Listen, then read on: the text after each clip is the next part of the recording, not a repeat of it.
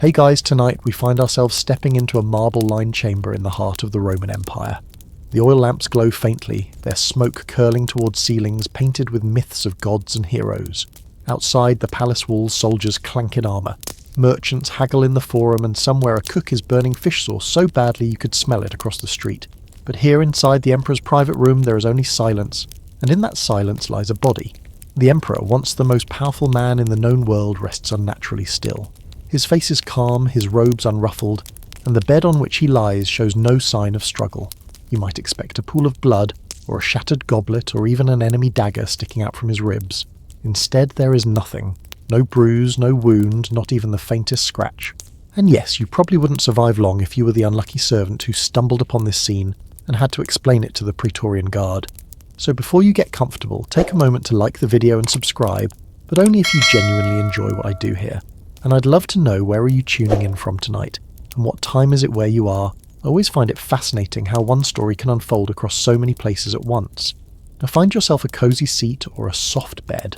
Let your mind begin to unwind, and let's ease into tonight's journey together. The Emperor's death, discovered without a single visible mark, was the kind of event that could topple empires, or at least stir up endless gossip in the taverns. One day he was attending a banquet, raising his silver cup of wine, flavoured with honey and spices, boasting about the expansion of Rome's borders. The next morning he was gone. His guards claimed they had heard nothing in the night. The courtiers swore they saw no one suspicious. Even the dogs, normally so quick to bark at the faintest creak, remained quiet. It was as if death had slipped through the palace like a thief in sandals, leaving no trace. Roman emperors had certainly died in dramatic ways before. Julius Caesar famously stabbed 23 times in the Senate. Caligula hacked down by his own bodyguards. Claudius likely poisoned by his ambitious wife Agrippina, unless you believe the rumour that he simply overindulged in mushrooms, which, considering Roman cooking habits, may not have been much safer. But this emperor's end was different. No splash of blood on the marble, no dagger hidden in a toga, no vial of poison left beside his bed. Just a body, still warm and then cold. For a moment, imagine being the guard on duty outside that chamber. He dozes lightly, spear across his lap, when a panicked servant bursts through the door, eyes wide, whispering that the emperor is gone. The guard rushes inside, expecting chaos. Instead, he sees peace, almost eerie in its calmness. He places his hand on the emperor's chest, no heartbeat. He presses a finger beneath the nose, no breath. The ruler of the greatest empire on earth has simply stopped. That morning, as word spread like wildfire through the palace, officials scrambled to respond. Some rushed to secure the treasury, others whispered about who might seize the throne. In Rome, a dead emperor was rarely just a dead emperor. He was a political opportunity, a potential scandal, and sometimes the spark of civil war. The immediate question was obvious: what killed him? Did someone slip him a poison so subtle it left no stain on his lips? Did the gods strike him down for some hidden impiety? Or was it nature itself, perhaps a heart that simply gave out under the weight of years, stress, and too many feasts heavy with roasted boar and honeyed wine? Historians still argue whether his death was the work of men or of fate. There is, of course, the darker possibility that the body showed no wounds because the weapon was unseen. Ancient accounts occasionally describe strange deaths, where no explanation could be given. Some Romans whispered about curses, spells, or even the evil eye. A jealous senator unable to wield a dagger might instead hire someone who claimed to harness darker arts. It sounds fanciful now, but in an empire where augurs read the future in bird entrails, nothing seemed impossible. Meanwhile, the city itself pulsed with rumour. The Roman Forum, normally alive with merchants and gossip, now buzzed with speculation. Bakers weighed their loaves and whispered, had the Praetorian Guard done it? They had made and unmade emperors before their loyalty, often secured with coin rather than honour. Fishmongers in the Subura district shook their heads, muttering that no man could die so peacefully, unless it was the will of Jupiter himself. Even children playing in the streets turned their games toward mystery, pretending to search for hidden assassins. And then there was the household staff, the cooks, the slaves, the chamber attendants dragged into questioning. Imagine the poor kitchen boy, his hands still smelling of garlic and wine, trembling as soldiers asked him whether he had slipped something into the emperor's meal. He swears he did not. He only tasted the stew to check the salt. But in Rome, truth was slippery, and even innocence could end with a trip to the Tiber River weighed down with chains. In those first hours, the empire stood on a knife's edge. The emperor had left no clear mark of how he died, and worse, no immediate heir who could calm the storm. Rome had survived bloodier days, but this quiet, inexplicable end was perhaps more frightening than 1,000 swords. For in silence there is room for every theory, every fear, every whispered conspiracy. As the sun rose higher, casting light over the rooftops and glinting off the marble of the Forum, people stared at the imperial palace with a mix of awe and dread. Inside, the body still lay untouched, waiting for physicians to arrive, waiting for answers that might never come. And so our story begins not with a clash of armies or a roar of crowds, but with silence, the kind of silence that unsettles, because it hides too much. Remember this moment, because the Empire will spend years trying to explain it. And even now, centuries later, we can only imagine what really happened that night. The story of a mysterious death makes little sense, unless we pause to look more closely at the man himself, the Emperor whose breath left his body so suddenly and so quietly. He was not born wearing a crown of laurel. Like most rulers of Rome, he clawed his way upward through a mixture of fortune, ambition, and more than a little violence. His youth was spent in the dust of battlefields, where he learned that a soldier's loyalty was won not only with coin, but also with shared hardship. Imagine him trudging alongside his men on forced marches that stretched nearly 30 kilometres, about 18 miles in a single day. Each legionary carried close to 30 kilograms, about 66 pounds, of equipment, shields, sword, javelins, rations, and occasionally a small shovel for digging camps. The young commander's willingness to bear the same weight impressed them far more than any gilded speech from the Senate. Years later, as he rose in rank, his victories on the frontier made his name echo in taverns and bathhouses from Britannia to Syria. Merchants swore they made better profits under his administration, because roads stayed safe and trade routes were patrolled. Senators, however, grumbled that he was too bold too quick to dismiss the proper rituals of consultation. He had a habit of making decisions on the march, guided by instinct rather than long debate. Some admired him for it. Others feared his impulsive streak would one day bring ruin. Historians still argue whether his greatest victories were the result of brilliant strategy or pure luck. The man himself seemed to revel in this ambiguity. He loved feasts where roasted boar was carved beside him, an amphorae of wine poured until dawn. Yet he also indulged in stoic readings, quoting philosophers about fate and duty. In the same breath he demanded more honeycakes. To servants he was occasionally kind, tossing them coins after festivals. To rivals he could be merciless, stripping them of wealth and sending them to exile in the rocky islands of the Aegean. By the time he donned the imperial purple, his reputation was carved in stone, a soldier's emperor, direct and pragmatic, yet always unpredictable. Rome under his rule expanded and contracted like a living thing, pushing borders outward, before pulling back, consolidating power in ways that baffled careful record keepers. He was the kind of man who might spend weeks planning an invasion, and then on the morning of departure cancel the whole campaign with a shrug. Perhaps this was confidence. Perhaps it was caprice. The senators rolled their eyes, but the legions adored him for always surprising them. It is important to remember that Rome at this time was a world superpower sprawling across continents. Imagine its scale roads stretching over 80,000 kilometres, about 50,000 miles, aqueducts carrying water for entire cities, and amphitheatres that could seat 50,000 cheering citizens. The emperor sat atop this world like a conductor before an orchestra, though some days he seemed more like a gambler before a dice cup. Despite his charisma, whispers of danger circled him from the start. Old generals stripped of command plotted in their villas. Wealthy families who had lost influence muttered over their wine. Even among his household there were those who feared or hated him. And then there were the gods, or at least the priests who claimed to interpret their moods. Omens sometimes arrived inconveniently, a comet streaking across the night sky, an earthquake rattling the Forum, a chicken refusing to eat before battle. Each omen required interpretation, and not all interpretations favoured the emperor. Still he held his throne. He commanded the loyalty of the Praetorian Guard, those elite soldiers who served as bodyguards and kingmakers. They had a reputation for deciding the fate of emperors with alarming regularity. One day they could protect a ruler with their lives, and the next they could auction off the imperial seat to the highest bidder. That our emperor managed to keep their devotion for years spoke to his skill, or perhaps to the steady flow of gold he ensured found its way into their purses. As he aged, signs of wear showed. His hair, once thick and dark, thinned beneath the laurel wreath. His gait slowed, stiffened by campaigns and injuries. On colder mornings he wrapped himself in heavier cloaks and complained of aches in his chest. Some chroniclers claim he dismissed these pains as indigestion, perhaps caused by too much garum, the fermented fish sauce Romans adored. Others suggest he feared what such pains might signify, but dared not speak the word illness, for emperors were expected to embody eternal strength. And then there was his family life, a tangled web of alliances and betrayals. His marriage was more political contract than love affair, and though he had children, their future claims were constantly in question. In Rome, bloodline did not guarantee succession.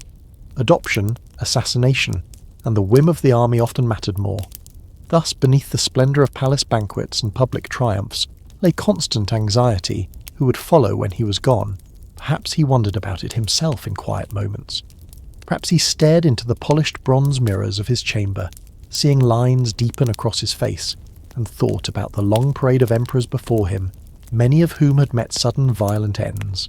To die in bed peacefully was almost unheard of for Rome's rulers, and yet when his time came, that is exactly what seemed to happen. This contradiction, an emperor famous for risk-taking bold decisions and a precarious grip on power, meeting his end without noise or struggle, is what makes his story so haunting. It set the stage for every rumour and every theory that followed. His personality, equal parts admired and resented, meant countless people had reason either to mourn or to celebrate his passing. The man behind the laurel had lived dramatically, but his death left only silence. Whispers always move faster than armies in Rome, and the morning after the emperor's death they were already racing along marble corridors. Senators in their crisp white togas leaned close to each other, lips tight, eyes darting as though even the walls might betray them. The palace, normally a place of ceremonial order, became a hive of half-spoken accusations. A man who had ruled so forcefully could not simply slip away in silence, could he? The absence of a wound, the lack of spilled wine, the empty stillness of his chamber. These details became fuel for speculation more dangerous than any spear. Some senators suspected poison, though none could say by whose hand. They whispered about secret powders, ground fine enough to dissolve unnoticed in honeyed wine or rare venoms smeared on the handles of cups. One story claimed that the emperor's goblet was laced with a deadly tincture, drawn from aconite, the so-called queen of poisons. Another rumour suggested a draught of hemlock, the same plant that sent Socrates to his grave centuries earlier. But when his physician later inspected the body, he found no swollen tongue, no blackened lips, no twisted stomach, none of the usual signs. It was as if the poison, if it existed, had left no calling card. Historians still argue whether such a clean poison was even possible with Roman technology, or whether later storytellers simply embroidered the mystery. Meanwhile, the Praetorian Guard, those restless power brokers in armour, grew restless. The death of an emperor was always their moment to seize leverage, and they knew the senators watched them as carefully as they watched the senators. Some soldiers muttered that the Senate itself had engineered the quiet death, a plot to restore more power to their own chamber. Others swore it must have been the Empress or her allies, anxious to protect their influence before a rival could sweep it away. And of course there was the darker possibility that the guard themselves had done it, slipping into the chamber under cover of loyalty, and removing their master without a drop of blood spilled. After all, they had ended emperors before and would do so again. Beyond the palace, whispers travelled into the streets. Rome was a city where gossip carried as swiftly as carts rattling over cobblestones. At the baths, men soaked in steaming pools and murmured to each other that the emperor had been struck down by divine will. In taverns, patrons raised cups of sour wine and speculated that a mistress had slipped him something fatal in a kiss. Even the vendors in the forum weighing out olives and figs found ways to slip in comments about curses or sorcery. Rome loved a spectacle, and when no spectacle was provided, it created one in words. The emperor's household staff, those who had attended him most closely, found themselves under a suffocating cloud of suspicion. The cook was interrogated about the previous night's meal, which included roasted lamb seasoned with pepper and garum, Rome's beloved fermented fish sauce. He swore he had tasted each dish himself, though given Roman cuisine that was hardly proof of safety. A slave who had changed the bed linens the day before was accused of sprinkling something into the sheets. Even the cupbearer, usually a trusted role, trembled as he insisted the wine had come directly from the amphora untainted. Yet none of them could explain how the emperor had died so suddenly without leaving the faintest trace. The senators, of course, had their own motives. Many of them had seen their fortunes wax and wane under his rule. One wealthy family had lost estates confiscated after a dispute over taxes. Another had watched their son demoted from general to provincial governor, a humiliating fall. Resentments like these could fester into daggers in the dark or perhaps powders in the cup. And yet if the Senate had arranged his death, they were unusually poor at celebrating their success. They looked shaken nervous, as if unsure whether they had just gained or lost power. What makes this moment so fascinating is the tension between order and chaos. Rome prided itself on its institutions, the Senate, the Guard, the law, the rituals that bound gods and men. But an unexplained death, especially one so central to the empire, reminded everyone how fragile that order really was. The empire could stretch across 80,000 kilometres, about 50,000 miles of roads. It could command legions that carried more than 30 kilograms, about 66 pounds of gear each. And it could build aqueducts that carried water for entire cities. But one man's quiet death could still throw the whole system into confusion. And the confusion was thick. Was it illness? Some whispered he had suffered a seizure in the night, though others noted that no convulsions were reported. Was it his heart worn out from years of campaign stress and indulgent banquets? If so, why had he seemed perfectly well the evening before, laughing and drinking with his courtiers? Scholars still puzzle over the accounts, debating whether the descriptions hinted a sudden cardiac arrest, or whether later writers simply smoothed the details to preserve the mystery. The whispers reached absurd lengths too. One tale claimed he had been killed by a breath from Hades itself, a supernatural wind that stole life without leaving scars. Another insisted he had been cursed by a foreign sorcerer, perhaps from Parthia, or Egypt lands Rome, always regarded with suspicion. And then there were the conspiracy theories of succession. Perhaps one of his children, overlooked for inheritance, had arranged his end. Or perhaps the Praetorian prefect, that most powerful of palace officers, had decided it was time for a new master. Whatever the truth, the atmosphere was thick with unease. Even those who celebrated the emperor's passing dared not rejoice openly for fear of retribution if the wrong faction seized control. And those who mourned him could only do so cautiously, since grief could be mistaken for political allegiance. Rome was a city where emotions were dangerous and whispers were safer than shouts. In the days to come, these rumours would spread further, carried by merchants across provinces, embroidered by storytellers around campfires, and etched into scrolls by chroniclers eager for readers. But in the immediate hours after his death, the marble halls of the palace were alive with nothing but suspicion.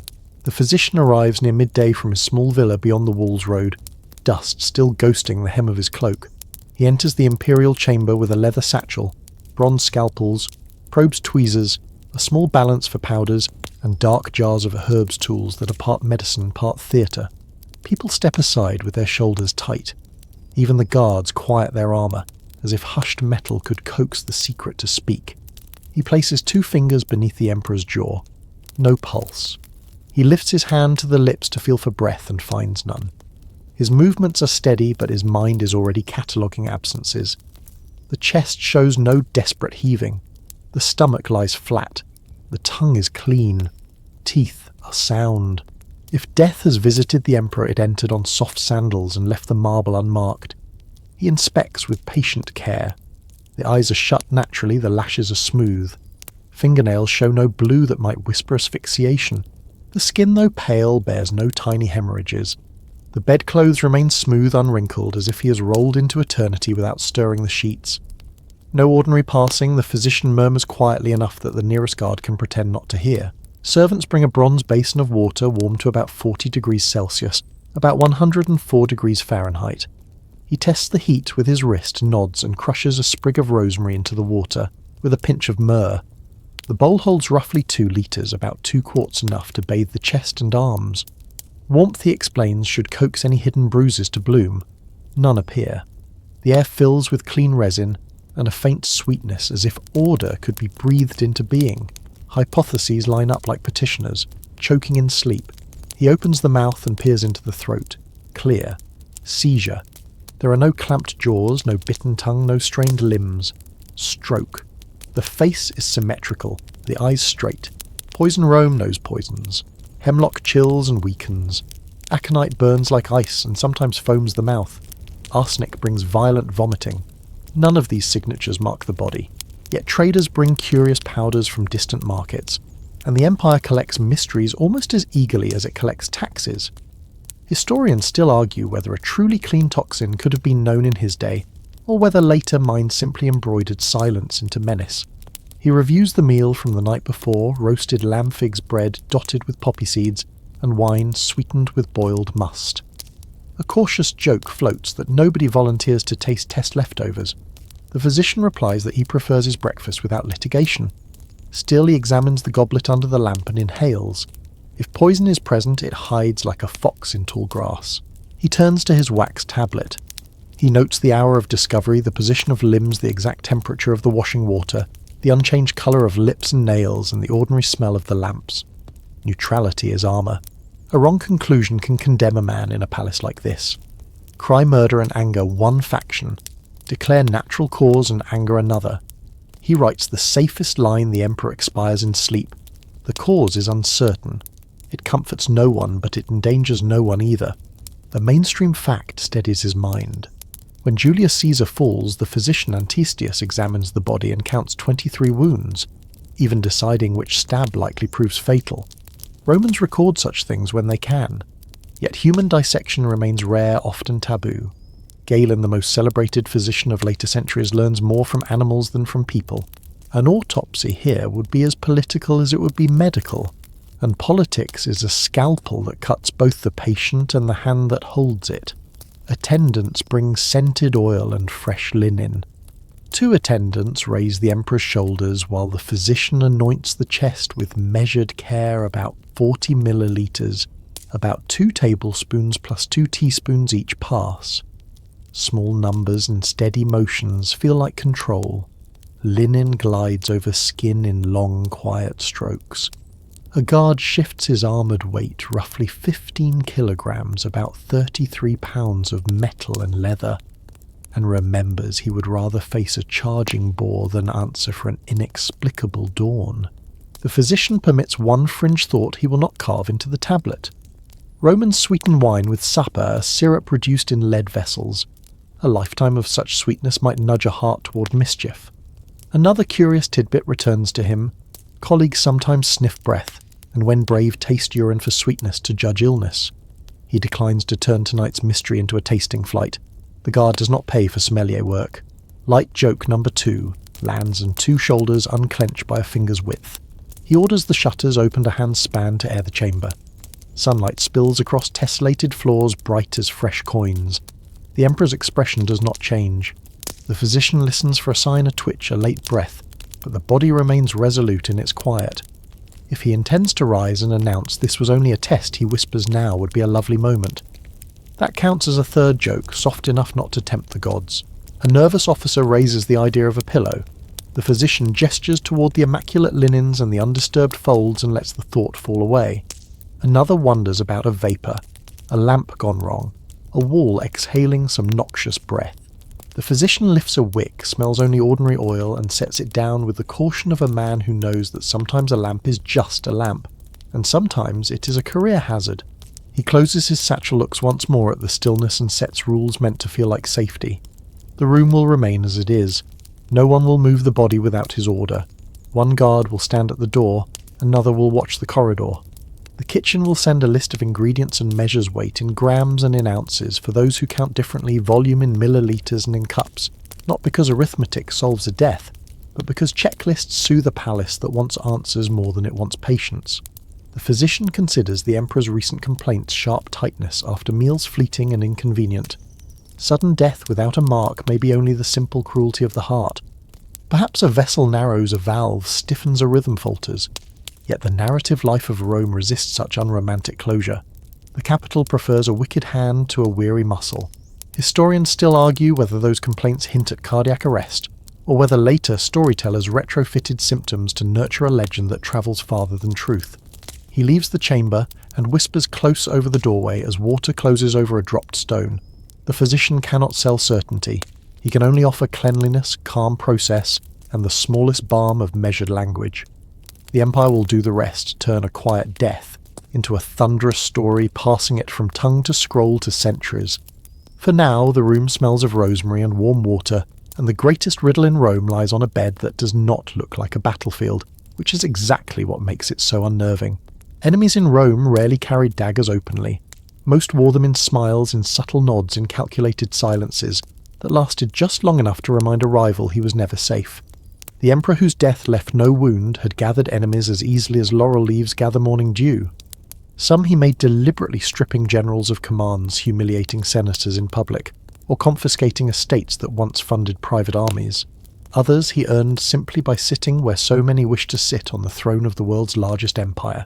The Senate was a nest of grudges. To outward eyes, its chamber was orderly rows of marble seats, the curule chair of authority, the slow drone of speeches.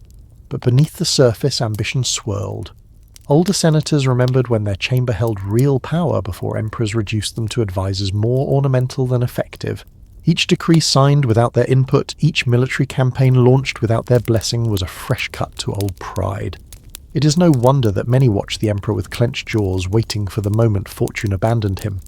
Among the generals, resentment burned hotter. Some had been forced into retirement despite long service. Others found themselves dispatched to govern remote provinces, little more than gilded exile. Imagine the bitterness of a man who once commanded 40,000 soldiers suddenly reduced to tallying grain shipments and negotiating with provincial merchants. More than one exile must have dreamed of revenge, and in Rome dreams of revenge had a way of becoming contracts. Historians still argue whether the most likely assassins were the generals or the senators, but both had motive enough to turn suspicion into action.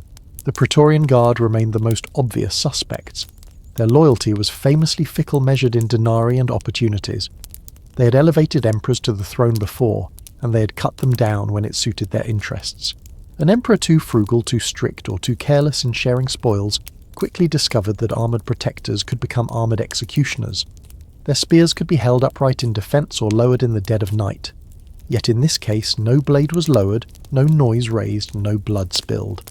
If the guard had acted, they had acted with an elegance unusual for soldiers accustomed to more direct methods. Foreign powers loomed as well. Parthia, eternal rival in the east, had reason enough to smile at Rome's instability. Whispers of hired agents, masters of strange poisons and subtle arts circulated through taverns. Egypt, with its temples rich in magic and mystery, was also an easy suspect in the Roman imagination. The idea that a curse might drift across the Nile, reach the emperor's bedchamber, and snuff out his breath without a mark fascinated citizens who both mocked and feared foreign rituals. Quirky as it sounds, Roman gossip never needed to be logical, it only needed to be vivid. Closer to home, old companions might have turned foes, a fellow commander overlooked for succession, a cousin denied inheritance, a friend who over one too many cups of wine realised friendship had not been rewarded with equal honours. In a court where favours were currency, neglect could be deadlier than insult. The emperor's own household provided its share of suspects. Advisors who had lost influence, freedmen who felt cheated of promised rewards, even family members with ambitions of their own. History is rich with tales of wives who poisoned husbands, sons who plotted against fathers and brothers who cut each other down for the purple robe. And while the emperor's chamber may have been undisturbed, the heart is never immune to betrayal from those who share its walls. One story that survives from later chroniclers describes a certain senator who dined with the emperor only days before his death. The two had exchanged cutting remarks about taxes on luxury goods, a topic that touched the wallets of the richest men in Rome. Later, gossip insisted the senator's smile at that dinner was too sharp, his bow too low. Was that enough to make him guilty? Probably not. But rumour does not measure guilt. It measures opportunity. And opportunity in Rome was plentiful. Another tale stranger still claimed that a general exiled to the northern provinces had sent word south, with a sealed letter promising gold to anyone who could remove the emperor quietly. The letter was supposedly intercepted, yet no evidence of its contents survives. Was it a forgery written after the fact to slander the general, or did the order truly exist only to vanish like so many convenient documents? Historians still argue whether the story is political fiction or a genuine glimpse into the shadowy market of assassination. The emperor's death created a perfect canvas for these suspicions. With no dagger and no wound, every rival became both guilty and innocent. It was a chessboard where each piece pointed at another, and none could prove the checkmate. To ordinary citizens, the mystery made the Empire feel brittle. If the Emperor could die without mark or explanation, then what shield did any man truly have? Consider the common legionary trudging 20 kilometres about 12 miles a day, with 30 kilograms about 66 pounds on his back. He believed the Emperor was the embodiment of Rome's strength, the guarantor of stability. To learn that such a man could vanish in silence unsettled him more than any barbarian ambush. It suggested that unseen hands more dangerous than spears guided the Empire's fate. Even the jokes of the city reflected this unease. Street performers in the Forum whispered lines like "better to be a baker with burnt bread than an emperor with perfect health," drawing nervous laughter from crowds who laughed too quickly and glanced over their shoulders afterward. In a world where satire could kill as surely as swords, humour became both shield and dagger. The truth, of course, remains elusive. Perhaps one faction did conspire and erase its tracks with astonishing skill. Perhaps many factions acted at once their rival poisons, cancelling each other out until death itself decided to tidy the mess. Or perhaps there was no hand at all, only the hand of nature mistaken for conspiracy by a people who trusted intrigue more than chance. The Emperor's enemies, whether guilty or innocent, remained forever woven into the fabric of the mystery, each name a thread. Historians still tug at without unravelling the tapestry. Suspicion never stops at the marble doors of the Senate or the clinking armour of the Guard. It seeps into kitchens, laundries and courtyards, moving like smoke through the Emperor's household. For Rome, the palace was both a fortress and a hive, every corner alive with servants, attendants, scribes, slaves and freedmen. They polished bronze, poured wine, swept mosaics, folded linen and whispered, when they thought no one listened. When the Emperor died without a mark, all of them found themselves under scrutiny. First came the cooks. Every meal that reached imperial lips passed through their hands. They measured spices in small handfuls, sprinkled salt with practised fingers, and stirred pots large enough to feed 50 men. The evening before the Emperor's death, they had served roasted lamb, stewed lentils, bread studded with seeds, and wine warmed with honey. To a suspicious mind, any one of those dishes might have hidden danger. Perhaps the lamb was dusted with a powder from the east. Perhaps the wine carried a bitter undertone masked by sweetness. Yet when soldiers forced the cooks to taste their own creations, none fell ill. Either the food was innocent or someone had found a way to strike without leaving a trace.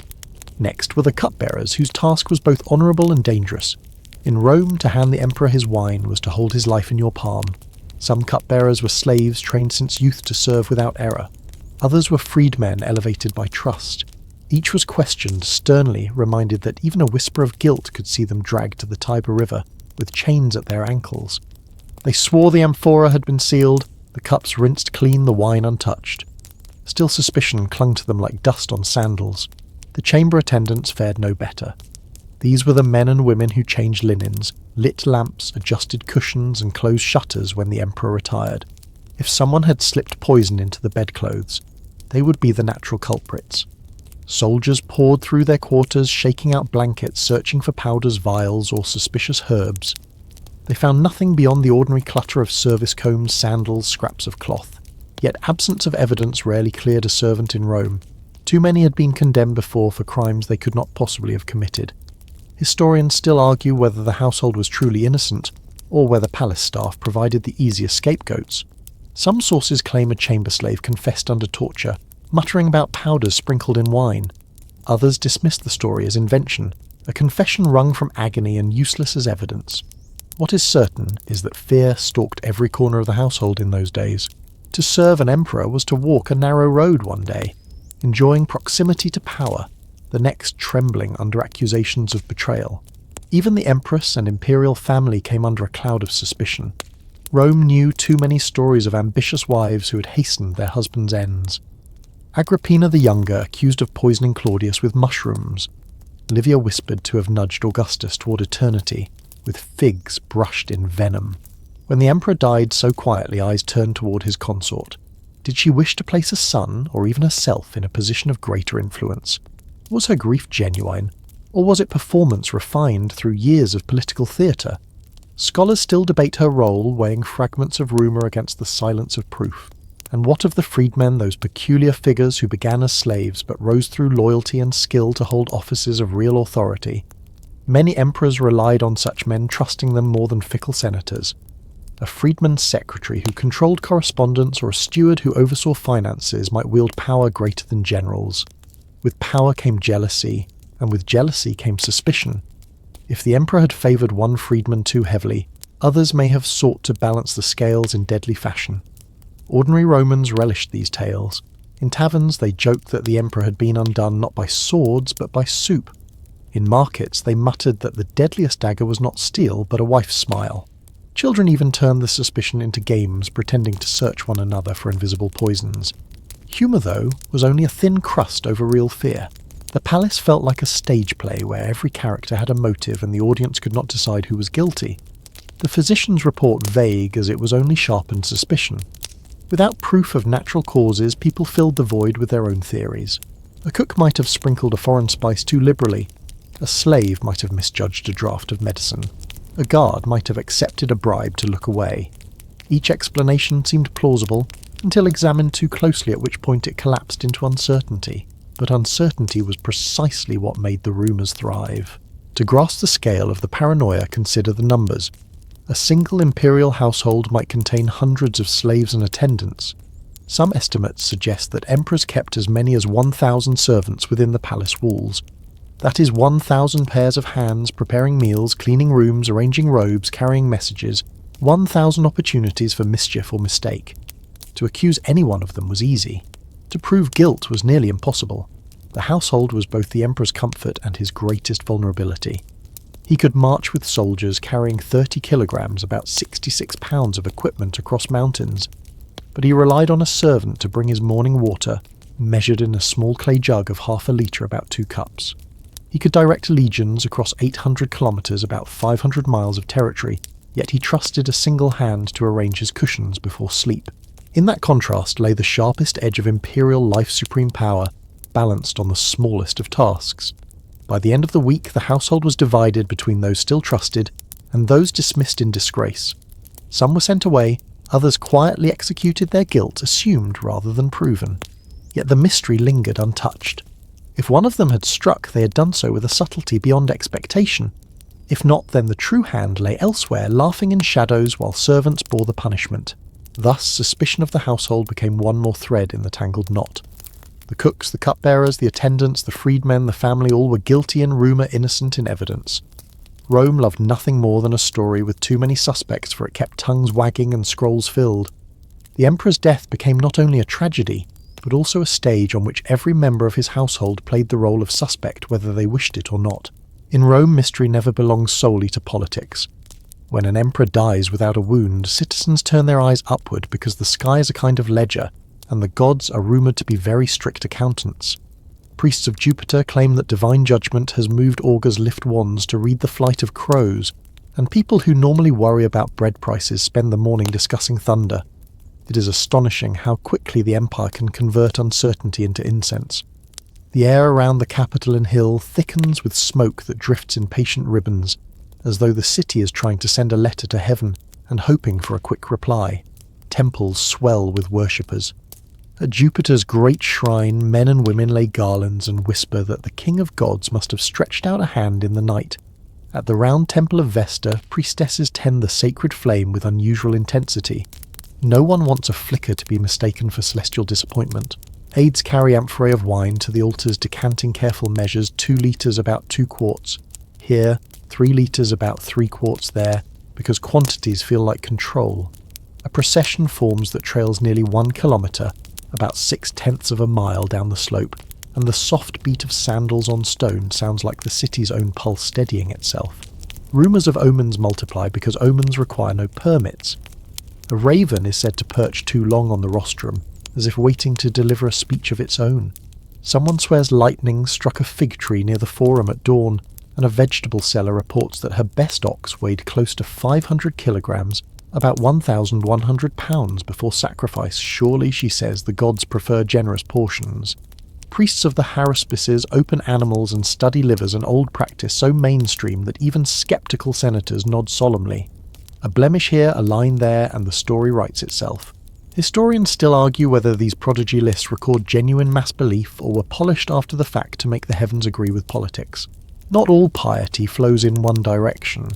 The emperor had a practical streak, and practical men often underfund ceremonies. Some priests complain that he shortened festivals, economised on oxen, and allowed certain altars to crack while canal repairs took priority. Others remind the crowd that he restored several shrines, a fact carved in stone, which is the most persuasive material. The truth sits somewhere in the middle, as truths often do when politics is involved. Still, a divine explanation softens the sharp edges of human guilt. If Jupiter called the emperor home, then men can stop pointing fingers at neighbours and return to pointing them respectfully at the sky. Foreign cults receive their share of suspicion because nothing soothes a nervous city like blaming an import. The rites of Isis promise comfort. The ranks of Mithras swear brotherhood in hidden chambers carved beneath streets. The mother of the gods rides in procession to the steady beat of drums. Some senators grumble that such cults dilute Rome's sturdy traditions, while others argue that Rome has always been a collector of gods, and that collection is the secret of her strength. Meanwhile, ordinary people visit whichever temple feels likely to listen. Faith like trade follows the best service and the clearest hours. If you climb the temple steps, 60 of them, give or take each roughly 30 centimetres, about 12 inches high, you can watch ritual logic unfold. Incense cones weigh 50 grams, about 2 ounces each. Acolytes set 10 upon brazier rims, and the smoke rises in 10 slow braids. Priests pour wine in measured arcs a finger width at a time, until the stone drinks its fill. A boy sprinkles salt from a pouch of 200 grams, about 7 ounces, tapping the leather, as if the gods could hear the rhythm.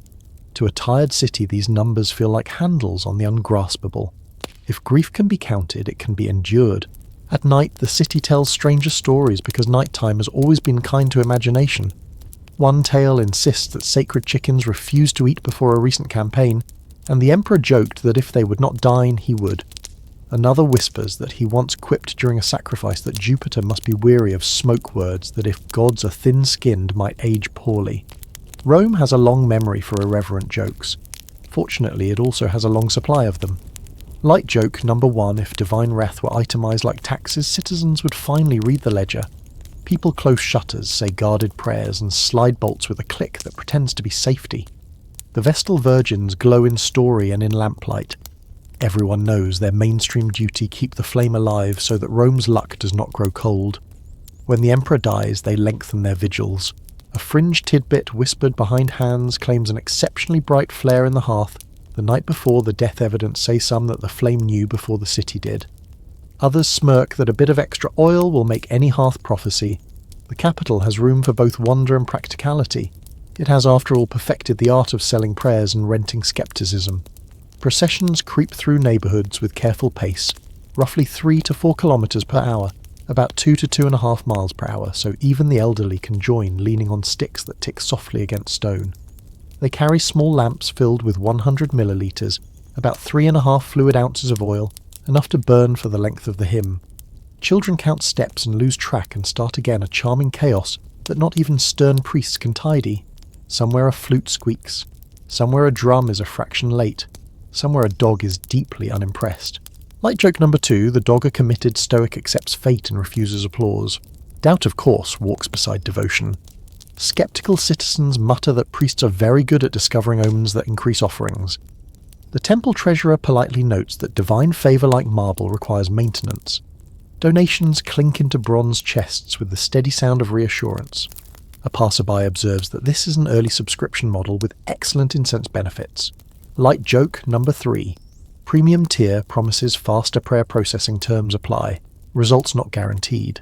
Even with smoke and hymns, uncertainty lingers. Some claim a comet crossed the sky months earlier, and chroniclers eagerly backdate its significance. Others point to a small earthquake enough to set amphorae chiming against each other and argue that the ground itself complained.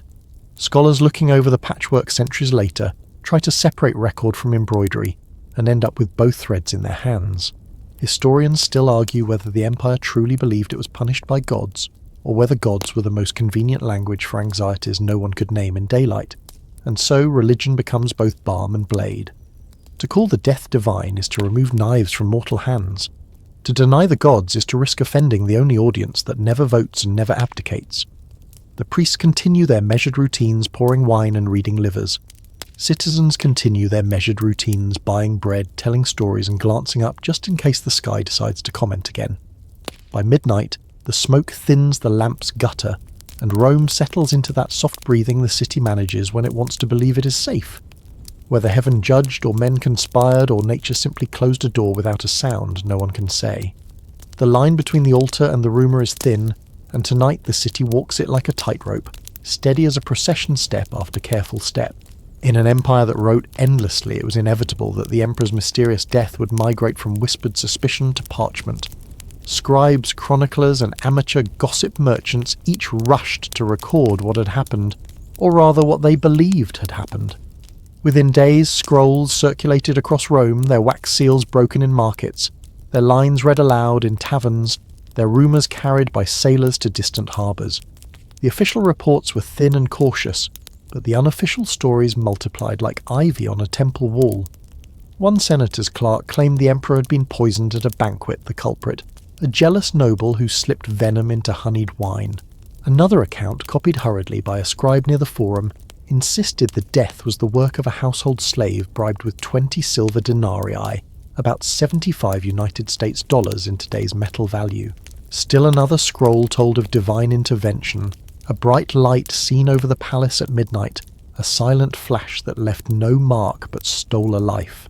The contradictions piled higher than amphorae in a warehouse.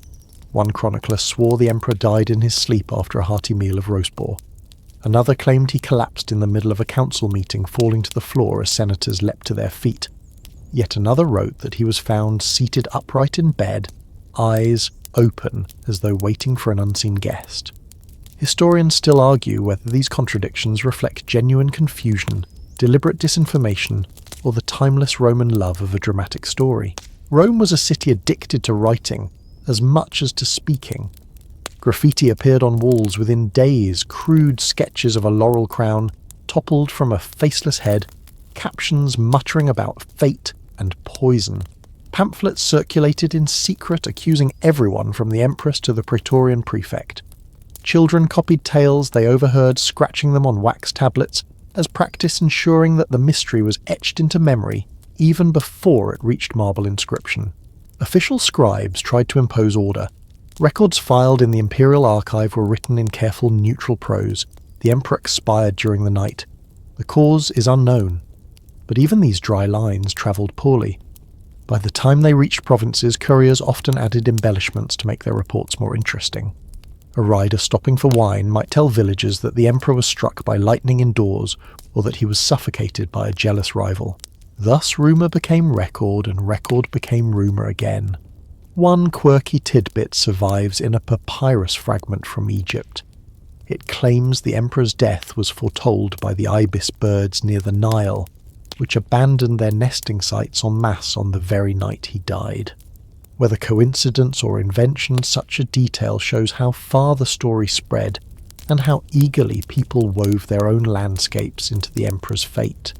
The variety of versions made scholars centuries later shake their heads.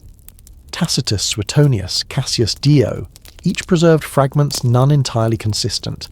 Tacitus leaned towards subtle poison, Suetonius enjoyed scandal too much to settle, and Dio shrugged in dignified uncertainty. Modern historians still debate which, if any, of these ancient accounts deserve trust. Were the scrolls truthful witnesses, or were they performances shaped to entertain as much as to inform the Senate's records too bear suspicious gaps?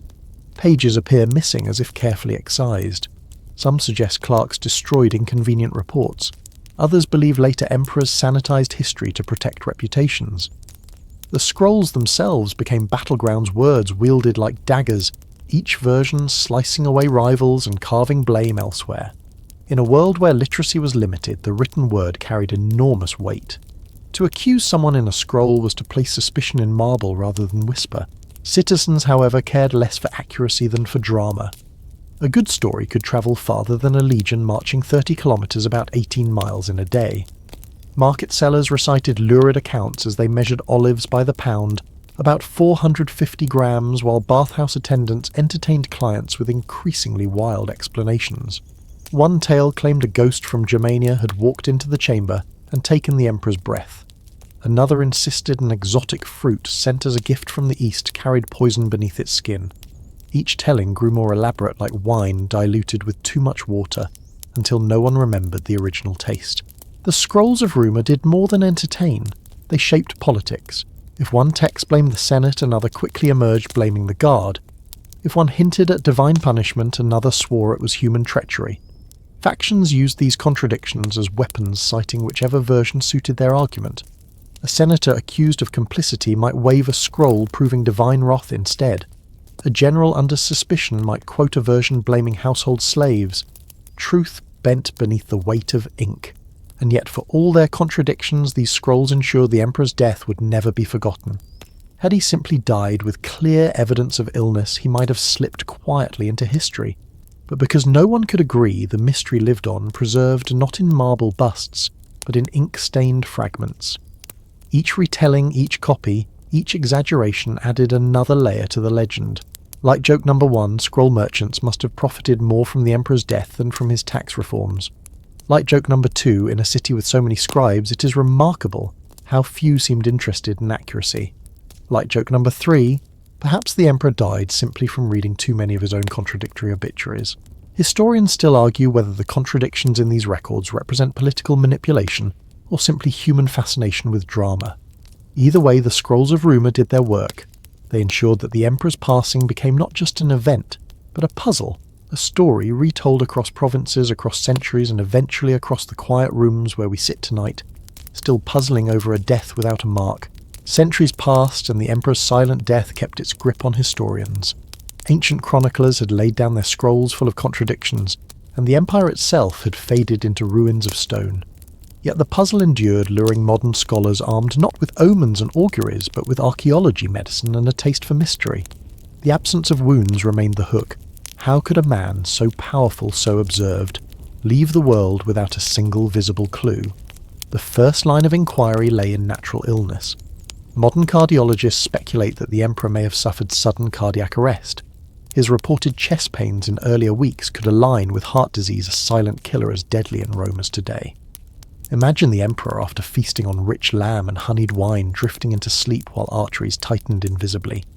In this view, the mystery shrinks to biology, no poison required. Yet skeptics point out that Roman accounts often dramatized illness, reshaping vague symptoms into storytelling tools. Historians still argue whether those reported chest pains are genuine clues or embellishments written long after. Other medical theories push further. Some suggest a stroke swift and massive enough to fell him in an instant. Others wonder about epileptic seizures, though the calm state of the body seems inconsistent. Poison remains the most enduring hypothesis, but modern scholars ask which poison could have left no trace. Ancient texts describe arsenic, hemlock, aconite, all of which typically betray themselves with vomiting foam or discoloration. Perhaps the emperor's enemies wielded something subtler, a compound lost to time brewed from exotic herbs traded along Silk Road routes. Quirky tidbit, one speculative article even proposed that powdered diamonds said to shred organs invisibly might have been mixed into food. The problem, of course, is that diamonds are better at dazzling than dissolving. Archaeology offers its own crumbs. Excavations in palaces reveal traces of lead in water pipes and in cookware. Roman wine was often sweetened with sapper boiled in lead vessels, creating slow poisoning that could sap strength and cloud judgment. Was the emperor simply undone by decades of indulgence in lead-laced wine? It would be a strangely anticlimactic end, less cloak and dagger, more dinner and dessert. Still, skeletal remains of Roman elites have shown elevated lead levels, suggesting that toxic luxury may have been as deadly as politics. Historians also weigh cultural factors. Rome adored conspiracy. To declare an emperor felled by natural causes robbed citizens of drama. Far more satisfying to imagine a rival senator, a bribed slave, or Jupiter himself striking down a careless mortal. In this sense, the mystery may be less about medicine than about narrative. The absence of marks allowed imagination to bloom unchecked. As one scholar dryly noted, if the emperor had died, sneezing chroniclers would have blamed poisoned pepper. Modern techniques could in theory resolve some mysteries, but here history frustrates curiosity. The emperor's body was cremated, his ashes placed in a monumental urn. No tissues remain for forensic study. Without remains, every modern theory floats above the evidence like a kite without string. Scholars still argue whether we should even expect certainty. Perhaps mystery is the emperor's final legacy. Academic debates spill into popular culture too. Books, documentaries, and late-night conversations recycle the question. Some writers emphasize the sinister painting, shadowy assassins slipping powders into goblets. Others stress the ordinary arguing that sudden natural deaths were common in a world without modern medicine. The divide is not merely about facts, but about preference. Do we want our history tidy or tantalizing? Light joke number 1. Academics may secretly enjoy the emperor's death more than the emperor enjoyed his life, given how many conferences it sustains. Light joke number 2. Every graduate student knows that cause uncertain is the safest diagnosis when your supervisor may disagree. Light joke number 3. If the emperor died of boredom, he at least provided centuries of entertainment afterward. Even the tools of science have been enlisted in speculation. Toxicologists analyse records of known substances debating half-lives and symptoms. Cardiologists compare ancient descriptions to modern case studies. Archaeologists measure lead levels in soil samples near palace remains, noting correlations with long-term exposure. Yet none of this proves decisive. Each argument is a tower of sand, elegant but vulnerable to the tide of missing evidence. Some modern writers lean toward political readings. They argue that the persistence of the mystery reveals more about Rome than about the emperor. A society steeped in intrigue expected rulers to die strangely, so even ordinary deaths were wrapped in conspiracy. In this interpretation, the true cause of death matters less than the fact that Rome refused to believe in natural endings. For Romans, power was too dangerous to surrender quietly. It had to be stolen by men or by gods. Still, the case file grows thicker each year, and interest shows no sign of fading. Popular historians delight in retelling the story, layering new theories on old contradictions. Academic journals publish careful dissections of fragments hedging every conclusion with perhaps and possibly. Amateur sleuths online debate whether a modern poison could mimic the silence described, or whether cardiac arrest remains the likeliest suspect. The emperor's quiet departure continues to echo loudly. Perhaps that is the point. By leaving no mark, he became a mirror. Every generation projects its anxieties onto him. Ancient Romans feared divine wrath, medieval writers imagined curses, Enlightenment scholars argued for rational causes, and modern scientists probe for toxins and heart disease. His death has become less an event than a canvas painted and repainted across centuries, and so the scholars still gather, some in lecture halls, some in archives, some in armchairs with too much coffee. They weigh the same contradictions, turning them over like coins, hoping to glimpse a pattern in the scratches.